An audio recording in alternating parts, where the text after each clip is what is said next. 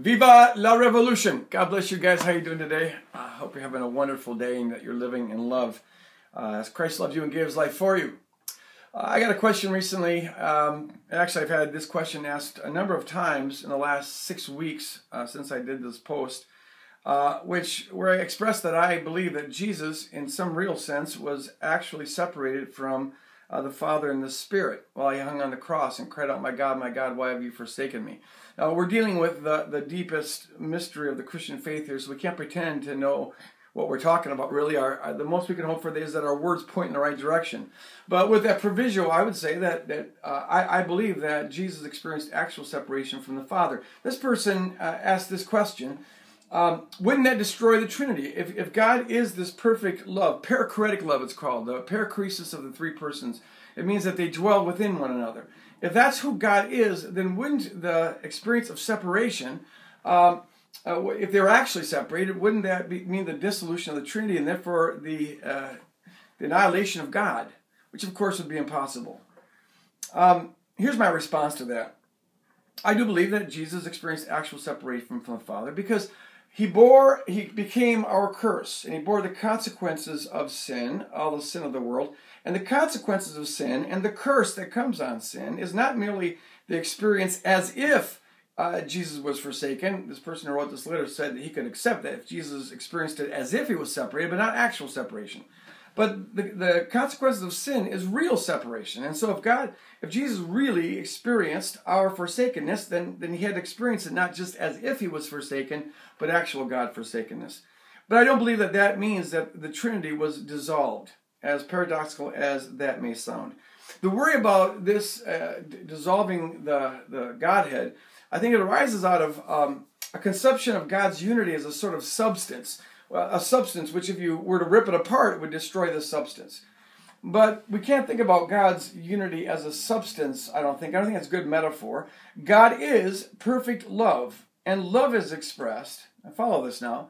Love is defined by the cross. In 1 John 3:16. Here's how we know what love is. That Jesus laid down his life for us all, so we should lay down our life for one another. So Calvary defines the kind of love that God is. 1 John 4:8. God is love, and love looks like Calvary. So God is perfect, other-oriented, self-sacrificial love.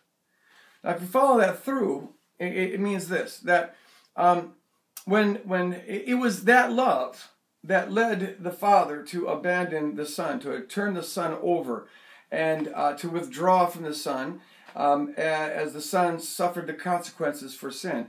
It was also that perfect other-oriented love, the love that God eternally is, that led the Son to voluntarily offer himself up, to be abandoned on the cross. And it was that same love that led the Spirit to empower Jesus to do that, as it says in Hebrews 4:9.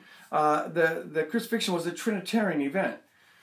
And so if you think it through, that means then that the cross, the experience of God forsakenness on the cross, the experience of separation, the actual separation of the Father from the Son, was the perfect expression of the love that the triune God is, because the love of the triune God is other-oriented love.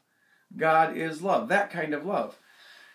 God's unity, as paradoxical as it sounds, God's unity, his perfect unity, was expressed most perfectly in the separation of God from God, because it was done out of other-oriented love.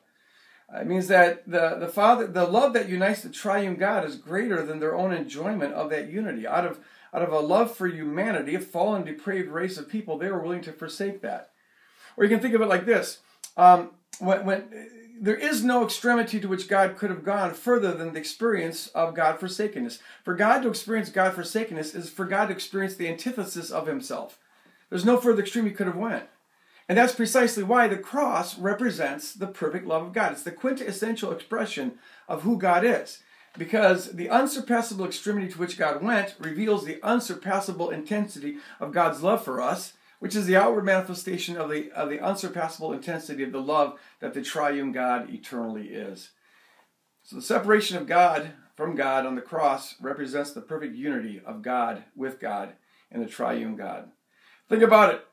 Praise God. However you work it out, it's beautiful. It's mind-boggling, eye-popping beautiful. That God, out of love for us, would become his own antithesis. And so when Jesus cries, my God, why have you forsaken me?" There you're seeing the perfect love that unites God throughout eternity. which is also the perfect love that God has for us. Think about it, live in it. Most importantly, express it to the world around you. God bless you. Bye-bye.